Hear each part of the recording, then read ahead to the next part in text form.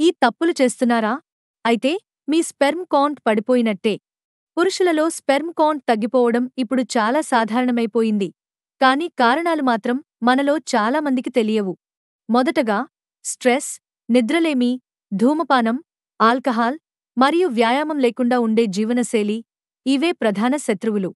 అదే సమయంలో ఎక్కువ వేడి వాతావరణంలో పనిచేయడం, ల్యాప్టాప్ని పొట్టమీద పెట్టుకుని ఎక్కువసేపు వాడటం, టైట్ ప్యాంట్లు, జంక్ ఫుడ్, పౌష్టికాహార లోపం ఇవి కూడా స్పెర్మ్ క్వాలిటీని బలహీనపరుస్తాయి.